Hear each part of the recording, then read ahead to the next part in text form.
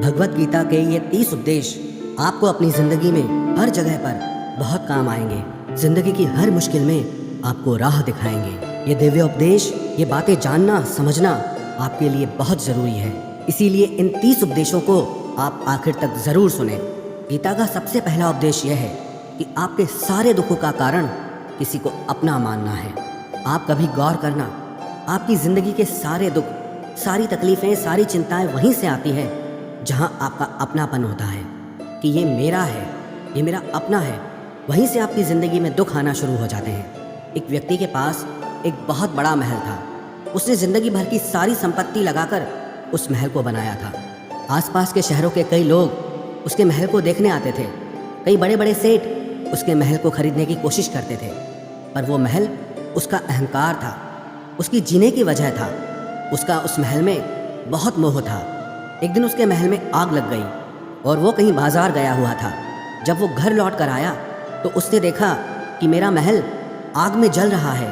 अपने घर को आग में जलता हुआ देखकर उसे इतना दुख हुआ। उसने कहा, अगर ये महल नहीं रहेगा तो मैं भी जिंदा नहीं रहूँगा। अगर मेरा महल ही जल रहा है तो मैं जी के क्या करूँगा। वो भी उसी आग में छलांग लगाने की कोशिश करने लगा। तो किसी ने उसे रोक लिया कि भाई, ये जो तुम्हारा महल है, इस महल का सौदा कल तुम्हारे बेटे ने किसी के साथ कर लिया है।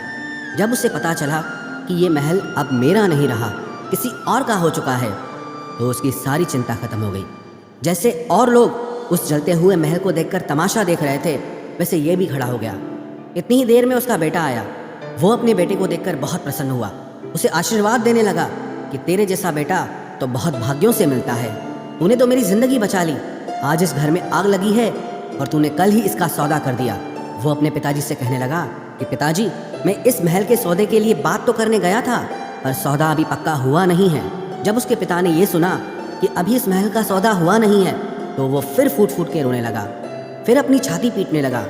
महल वही है, इंसान वही है, लेकिन जब महल मेरा है तब वो दुख भी देता है, खुशी भी देता है। लेकिन जब वो मेरा नहीं है, उससे मेरा कोई रिश्ता नहीं है, तो सारे दुख ही खत्म हो जाते हैं। ऐसे ही ज़िंदगी में जब किसी जगह को, किसी इंसान को, किसी रिश्ते को, किसी काम को हम अपना मान लेते हैं, मेरा मान लेते हैं, तो वहीं से ही सारे दुखों की शुरुआत होती है, वहीं से हर तकलीफ़ की शुरुआत होती है। तो श्रीमद् भगवत गीता का पहला उपदेश यही है कि आप जैसे ही किसी को अपनी ज़िंदगी जीने की वजह मान लेते हो कि इसके बिना तो मैं जी ही नहीं सकता, तो वो चीज़, वो इंसान, वो काम आपको बहुत दुख देता है। गीता का दूसरा उपदेश ये है कि अवश्यमेव भोक्तव्यम कृतम कर्म शुभाशुभम, कि आपने कोई भी कर्म किया हो उसका फल आपको जरूर भोगना पड़ेगा। अगर आपने अच्छे कर्म किए हैं तो जाने अनजाने किसी मुश्किल वक्त में आपको वो आपके अच्छे कर्म उस मुश्किल वक्त से बचा लेंगे। अगर आपने गलत कर्म किए हैं, पाप किया है, तो उसकी सज़ा भी आपको ज़रूर मिलेगी। वो इंसान कितना ही छुप कर कर्म करे, चाहे वो कितना ही चालाकी से कर्म करे, लेकिन कहते हैं कि उस परमात्मा के, ईश्वर के चारों तरफ कैमरे लगे हुए हैं। हमारे एक एक कर्म पर वो प्रकृति, वो परमात्मा अपनी दृष्टि बनाए रखते हैं। हमारे एक एक कर्म का हिसाब होता है। एक गांव में 2 मित्र रहते थे। उन दोनों ने विचार किया कि इस गांव में हम धन नहीं कमा पा रहे। वो दोनों धन कमाने के लिए शहर में चले गए। कुछ वर्ष वहाँ रहकर उन्होंने काफ़ी धन कमाया। फिर सोचा कि अब हम अपने घर वापस चलते हैं, पर्याप्त मात्रा में हमने धन कमा लिया है। उस समय पे यातायात की इतनी सुविधाएं नहीं होती थी। वो अपने बैलों पर ही यात्रा कर रहे थे। चलते चलते मार्ग में रात हो गई, तो उन्होंने विचार किया, आज रात हम यहीं विश्राम करते हैं। एक मित्र ने कहा कि मैं यहाँ पर रहकर धन की रक्षा करता हूँ, तुम बाजार जाकर भोजन की व्यवस्था कर लो। जब वो मित्र बाजार गया तो उसके मन में पाप आ गया। उसने कहा, इतना पैसा हमने कमाया है, अगर मैं इसको यहीं जंगल में मार दूँ तो सारा पैसा मेरा हो जाएगा, नहीं तो मुझे इसका आधा धन इसको देना पड़ेगा। मन में ये खोट आने पर उसने अपने मित्र के खाने में जहर मिला दिया, और जब वो खाना लेकर के अपने मित्र के पास गया, उसका मित्र वो जहर वाला खाना खाकर वहीं पर उसकी मृत्यु हो गई। वो व्यक्ति सारा धन लेकर के अपने घर वापस आ गया। फिर उसके घर में एक पुत्र ने जन्म लिया। जब उसका बेटा पैदा हुआ तो वो बहुत बीमार रहता था। उसने अपने जीवन में जो कुछ भी धन कमाया था, उसका वो सारा धन अपने बेटे के इलाज में ही खत्म हो गया। बेटा बड़ा होता गया और उसका धन नष्ट होता गया। जब उसका बेटा थोड़ा बड़ा हो गया तो उसके पिता ने पूछा कि बेटा, तू इतना बीमार क्यों रहता है, तू ठीक क्यों नहीं होता? मैंने अपनी ज़िंदगी का सब कुछ तुझ पे लगा दिया, पर फिर भी तेरी तबीयत ठीक नहीं रहती। तो उसके बेटे ने बोला, कौन सा बेटा और कौन सा पिता। मैं तेरा वही मित्र हूँ जिसको तूने जंगल में जहर दे के मार दिया था, लेकिन मैं अपना वही हिसाब पूरा करने के लिए तेरे पुत्र के रूप में तेरे घर में आया हूँ। अब मेरा तेरा हिसाब बराबर और मेरा जीवन अब यहीं समाप्त होता है। तो गीता का उपदेश हमें यही सिखाता है, कोई अपने आप को कितना भी चालबाज समझता हो, होशियार समझता हो, लेकिन अगर उसने गलत कर्म किया है, चाहे आज नहीं तो कल उसे उसका फल भोगना ही पड़ेगा। कोई भी व्यक्ति अपने किए हुए कर्म से बिना उसको भोगे कभी छूट नहीं सकता। गीता का तीसरा उपदेश यह है कि आज में जियो, कल की चिंता करना छोड़ दो। जो भी व्यक्ति अपने बीते हुए कल या अपने आने वाले कल में खोया रहता है, वो ज़िंदगी में कभी खुश नहीं रह सकता। आपको ज़िंदगी में खुशी सिर्फ और सिर्फ तब मिल सकती है जब आप वर्तमान में जी सके, आज के आनंद को जी सके। बीते हुए कल का और आने वाले कल का कोई वास्तविक अस्तित्व नहीं होता, वो सिर्फ आपकी बुद्धि और आपके विचारों में होता है। उसकी कोई वास्तविकता नहीं होती, उसे सिर्फ आप अपने मन के अंदर और बुद्धि के अंदर जीते हैं। लेकिन जिसे आप वास्तविकता में जीते हैं वो आपका आज होता है, वो आपका चल रहा पल होता है। अगर आप अपने मन और बुद्धि को अपने कल में अटका के रखेंगे, अपने भूतकाल और भविष्यकाल में अटका के रखेंगे, तो याद रखना आप कभी खुश नहीं रह पाएंगे। और अगर ज़िंदगी में खुश रहना चाहते हैं तो आज में और इसी पल में जीना सीखें। गीता का चौथा उपदेश यह है कि जो आपके साथ अधर्म करे, पाप करे, गलत करे, उसे दंड ज़रूर देना चाहिए। अगर आप उसे सहते हैं तो वो आपके साथ और गलत करता है। अगर आप उसे सहते हैं तो उसके पाप में आप भी भागीदार हो जाएंगे। अर्जुन श्री कृष्ण से कहने लगा कि जिनसे मैं युद्ध करने जा रहा हूँ, ये सब मेरे भाई हैं, मेरे गुरुजन हैं, मैं इनके सामने कैसे हथियार उठाऊं, इनको कैसे मारूं? तो भगवान श्री कृष्ण ने अर्जुन से कहा कि जिन्हें तू अपना मानता है वो सब अधर्मी हैं, वो पाप के पक्ष में खड़े हैं, और अगर तू इनका वध नहीं करेगा, युद्ध नहीं करेगा, तो समाज में और भी पाप बढ़ेगा, क्योंकि जब कोई ऐसे पापियों को नहीं रोकता है तो ये और भी ज़्यादा पाप करते हैं। ऐसे ही जब आपके साथ कोई गलत करता है, आपको चोट पहुंचाता है, दुख पहुंचाता है, और आप वो चुपचाप सहते रहते हैं, तो उससे सामने वाले को बल मिलने लगता है, वो आपको कमज़ोर समझने लगता है और आपके साथ गलत करने को वो अपना हक समझने लगता है। लेकिन जब आप उसके गलत व्यवहार को, उसके अधर्म को रोक लेते हैं, उसका विरोध करते हैं, तब वो अपनी सीमा में रहना सीख जाता है। ये कलयुग है। अगर इस ज़माने में आपको खुश रहना है तो आपको अपनी रक्षा खुद ही करनी होगी। कोई आपके साथ गलत करे तो उसको कभी नहीं सहना चाहिए, बल्कि उसका सामना करना चाहिए। गीता का पांचवा उपदेश यह है कि किसी से भी हद से ज़्यादा मोह कभी मत करना। जिसमें भी आप सबसे ज़्यादा मोह लगाओगे, देखना वो आपको ज़रूर रुलाएगा। मोह के वजह से ही आप किसी के पीछे मरते रहते हैं। मोह के वजह से ही आपको कई बार अपना अपमान भी सहना पड़ता है, और कई लोगों को मोह की वजह से ही अपना अपमान दिखता तक भी नहीं है कि सामने वाला मेरी इज्जत तक नहीं कर रहा और मैं उसके पीछे मर रहा हूँ। मोह आपकी आंखों पे ऐसी पट्टी लगा देता है कि आपको सच और झूठ दिखाई ही नहीं देता, आपको किसी इंसान का चेहरा दिखाई ही नहीं देता। आप जो देखते हैं, जो सुनते हैं, उसी पर यकीन कर लेते हैं, फिर चाहे आपको कितना ही दर्द मिल रहा हो। अगर आप किसी इंसान को ठीक से समझना चाहते हैं, किसी की सच्चाई जानना चाहते हैं, तो उसके लिए ये बहुत ज़रूरी है कि आप उसके मोह से जल्दी बाहर आ जाएं। वास्तविकता में रिश्ते दुख नहीं देते, आपका मोह आपको दुख देता है। जिस दिन मोह खत्म, उस दिन आपको किसी भी रिश्ते से कोई दुख नहीं मिल सकता, क्योंकि आपको फिर कोई फर्क ही नहीं पड़ेगा। गीता का छठा उपदेश यह है कि आप वो मत करो जो सब करते हैं, बल्कि वो करो जो आपके लिए सही है। स्वधर्मम निधनम श्रेय परधर्मो भयावह। श्री कृष्ण ने अर्जुन से कहा कि जो तेरा कर्तव्य है, जो तेरे लिए सही है, जो तुझे करना चाहिए, तू वो कर। तू कभी भी वो काम मत कर जो दुनिया कर रही है, क्योंकि अर्जुन श्री कृष्ण से कहने लगा कि ऐसे भयंकर युद्ध में पड़ने से अच्छा है कि मैं सन्यासी बन जाऊं। तो श्री कृष्ण ने अर्जुन से कहा कि सन्यासी बनना तेरा कर्म नहीं है, तेरा धर्म नहीं है, तू क्षत्रिय है। तेरा कर्म और तेरा धर्म यही है कि तू अधर्म का नाश करे, धर्म की रक्षा करे। ऐसे ही हर इंसान का एक अलग कर्तव्य होता है, एक अलग ही मार्ग होता है। तो कभी भी उस मार्ग पे मत जाना जहाँ सारी भीड़ जा रही हो।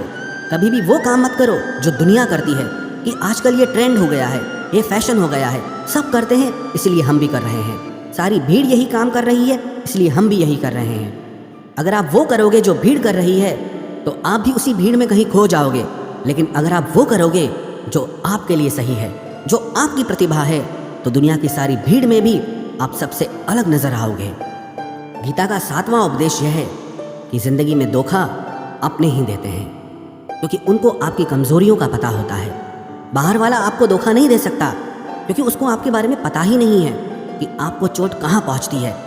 लेकिन जो आपका अपना है, आपका खास है, उससे बहुत गहराई से पता होता है कि इसकी कमजोरी क्या है, क्या ऐसा करें जिससे इसको दर्द पहुँच सकता है, जिससे इसको हम नीचा दिखा सकते हैं, इसको चोट पहुँचा सकते हैं। ये कलयुग है, इसमें बाहर वालों से नहीं, जो हमारे अपने हैं उनसे ही सावधान रहना होता है। महाभारत का युद्ध 2 अलग राजाओं में नहीं हुआ, बल्कि एक ही परिवार के भाइयों में हुआ था। सब आपस में एक ही वंश के लोग थे। कितनी बार दुर्योधन ने जहर देकर के भीम को मारना चाहा, न जाने कितनी बार दुर्योधन ने पांडवों को जान से मारने की कोशिश की। वो उसका पराया नहीं था, उसका भाई था। सारी लड़ाइयाँ घर के अंदर ही होती है, बाहर कौन लड़ेगा हमसे? घर में ही सारे झगड़े होते हैं। तो आपको चोट सिर्फ वही लोग पहुंचा सकते हैं जो आपके अपने हैं। आपको धोखा सिर्फ वही लोग दे सकते हैं जो आपके अपने हैं। गीता का 8वां उपदेश यह है, जो इंसान अपनी रक्षा खुद नहीं कर सकता, उसकी रक्षा भगवान भी नहीं कर सकते। श्री कृष्ण ने अर्जुन से कहा, तस्मात् सर्वेषु कालेषु माम अनुस्मर युध्य च, कि हे अर्जुन, तू हर काल में मेरा स्मरण करते रहना और युद्ध भी करते रहना। अर्जुन ने श्री कृष्ण से पूछा कि ये युद्ध तो कुछ दिनों में समाप्त हो जाएगा, लेकिन आप कह रहे हैं कि तू हमेशा मेरा स्मरण करता रहे और युद्ध करते रहना। हमेशा युद्ध करने का क्या मतलब है? तो श्री कृष्ण ने अर्जुन से कहा कि ये जिंदगी ही रणभूमि है। इस जीवन में सुख दुख आते रहेंगे और तुझे उनका डट के मुकाबला करना है। श्री कृष्ण ने ये नहीं कहा कि तू चुप करके बैठ जाना और मैं लड़ाई करूंगा। बहुत गहराई है गीता के ज्ञान में। हमारे जीवन की डोर भी संभाल के ईश्वर बैठे हैं, लेकिन युद्ध हमें ही करना है। ईश्वर को याद करना है कि हे ईश्वर, मुझे शक्ति देना, मुझे समझ देना, मुझे बुद्धि देना, ताकि मैं अपनी ज़िंदगी की सारी लड़ाइयाँ जीत सकूं, मैं ज़िंदगी में सही मार्ग पे चल सकूं। लेकिन आपको अपनी लड़ाई भी खुद लड़नी पड़ती है। जो लोग ये कहते हैं कि हम कुछ नहीं करेंगे, सब वो ईश्वर करेगा, तो कहते हैं कि आलसी इंसान को देखकर तो भगवान भी घबरा जाता है कि ये कुछ नहीं करेगा। भगवान ने बुद्धि दी है, समझ दी है। ईश्वर आपको प्रेरणा देते हैं, शक्ति देते हैं, लेकिन आपको अपनी रक्षा स्वयं ही करनी होगी। गीता का 9वां उपदेश यह है कि कोई भी ऐसी गंदी आदत खुद को मत लगने देना जो आपकी जिंदगी बर्बाद कर दे। कहीं ना कहीं महाभारत का ये युद्ध एक जुआ की आदत की वजह से ही शुरू हुआ था। सारा खेल वहीं से शुरू हुआ था। एक ऐसी जुआ की लत जहां युधिष्ठिर ने अपने भाइयों को दांव पर लगा दिया, अपनी पत्नी को दांव पर लगा दिया। ऐसा जीतने का नशा कि अपना सब कुछ गंवा दिया। ऐसे ही हम भी अपनी ज़िंदगी में जब कोई ऐसी गंदी आदत लगा देते हैं, चाहे वो कोई भी हो, चाहे वो नशे की हो, मोबाइल की हो, किसी इंसान की हो, कोई गलत काम करने की हो, कोई भी गलत आदत जो आपको बर्बाद कर सकती है, अगर आप उसको नहीं छोड़ोगे तो आपका सब कुछ खत्म हो जाएगा। इससे पहले कि आपकी आदत आपको खत्म करे, आप अपनी गलत आदतों को खत्म कर दीजिए। गीता का 10वां उपदेश यह है कि आलसी इंसान कभी कुछ हासिल नहीं कर सकता। अधिकतर लोग सिर्फ योजनाएं बनाते रहते हैं कि मुझे बड़ा घर चाहिए, मुझे बड़ी गाड़ी चाहिए, मैं दुनिया घूमना चाहता हूँ। क्या क्या चाहिए ये हर कोई सोच लेता है, लेकिन उस पर मेहनत करना वो बहुत कम लोग करते हैं। क्योंकि चाहना बहुत आसान है, लेकिन उसके लिए कर्म करना वो बहुत मुश्किल है। एक अच्छा फिट शरीर हर कोई चाहता है, लेकिन उसके लिए व्यायाम करना, एक्सरसाइज करना वो आपको ही करना होगा। जो इंसान आलसी बन के बैठ जाता है, ना उसे अच्छा शरीर मिलता है और ना ही अच्छा जीवन मिलता है। तो ज़िंदगी में अगर कुछ पाना चाहते हो ना, आलस्य को अपनी ज़िंदगी से ज़रूर दूर कर देना। आलस के चलते आपको कुछ मिलने वाला तो नहीं, लेकिन जो आपके पास है आप वो भी गंवा दोगे। गीता का 11वां उपदेश यह है कि ज़िंदगी में अगर खुशी चाहते हो तो मन की गुलामी का त्याग कर दो। कई लोग कहते हैं कि हम करना तो बहुत कुछ चाहते हैं, लेकिन कुछ कर नहीं पाते। पता भी सब कुछ है कि क्या करने से हमारी ज़िंदगी बेहतर हो सकती है, क्या चीज़ है जो हमको नुकसान पहुंचा रही है, लेकिन फिर भी कुछ कर नहीं पाते। समझते सब कुछ हैं, लेकिन समझ कर भी, चाह कर भी कुछ कर नहीं पाते। वो इसीलिए होता है क्योंकि आप अपने मन के गुलाम बन चुके हो। अरे लोग तो अपनी जीभ का स्वाद तक नहीं छोड़ पाते, फिर कहते हैं कि हम पतले नहीं हो पाते हैं, फिट नहीं हो पाते हैं, सक्सेस नहीं मिल रही है, क्योंकि जो आपको करना चाहिए आप वो करते नहीं हैं। आपका मन सब कुछ समझ कर भी आपको वो करने नहीं देता। इसलिए ज़िंदगी में अगर आगे बढ़ना है, मन से चलना छोड़ दो। जो आपके लिए सही है वो आपको करना ही पड़ेगा। गीता का 12वां उपदेश यह है कि जो आपका है वो आपको मिलकर ही रहेगा, और जो आपको नहीं मिला है उसके लिए रोना छोड़ दो। आप जिसके लिए जितना रोओगे वो चीज़ आपसे उतना दूर जाएगी, और जो चीज़ सच में आपकी है वो कहीं ना कहीं से आपके पास ज़रूर पहुंच जाएगी। इसलिए जो आपको ज़िंदगी में हासिल नहीं हो रहा या हासिल नहीं हुआ, उसका पछतावा करना, उसके लिए रोना आप बिल्कुल बंद कर दो। गीता का 13वां उपदेश ये है कि आप संसार से जितना प्रेम लगाओगे उतना ही जीवन में दुख और पीड़ा का अनुभव करोगे। गीता का 14वां उपदेश यह है कि जिस इंसान को बात बात पर क्रोध आता है, सुख और शांति उसके जीवन में कभी नहीं आ सकते, क्योंकि जो इंसान बहुत ज़्यादा क्रोधी होता है ना, उसके सारे मित्र उसे छोड़कर चले जाते हैं। वो मन में भी कुढ़ता रहता है, वो अपने मन में भी दर्द में ही जीता है, तकलीफ में ही जीता है।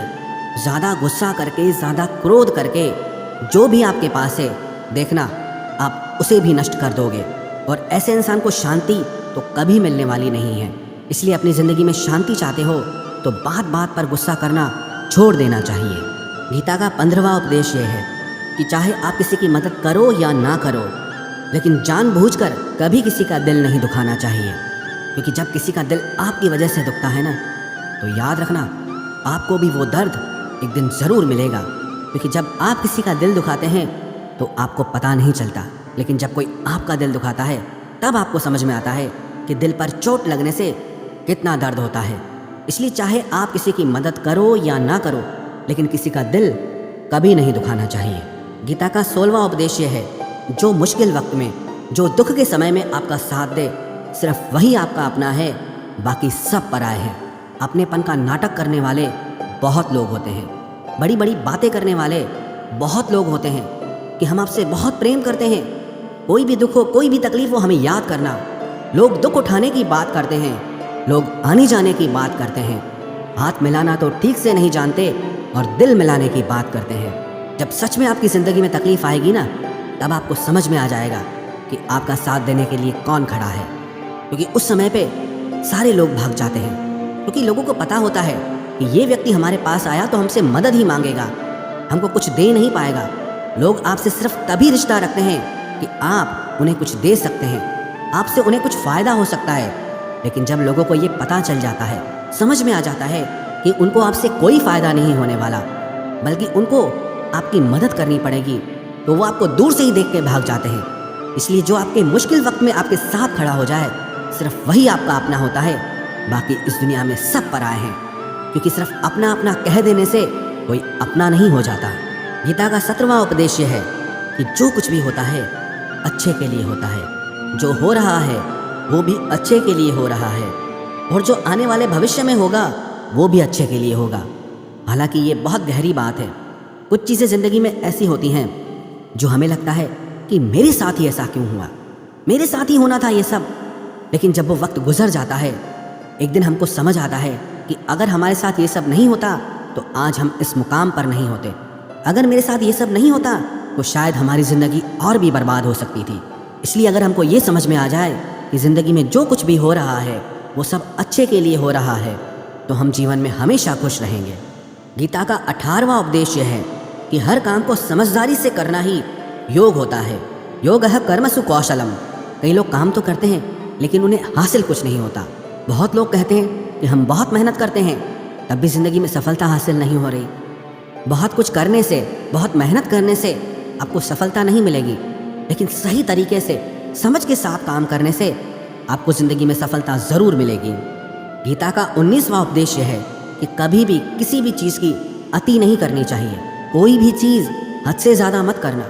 किसी से प्रेम भी हद से ज़्यादा मत करना, किसी से नफरत भी हद से ज़्यादा मत करना।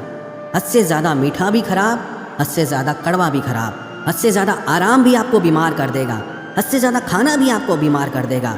हद से ज़्यादा भूखा रहना भी आपको नुकसान पहुंचाएगा, और हद से ज़्यादा जागना भी आपको बहुत नुकसान पहुंचाएगा।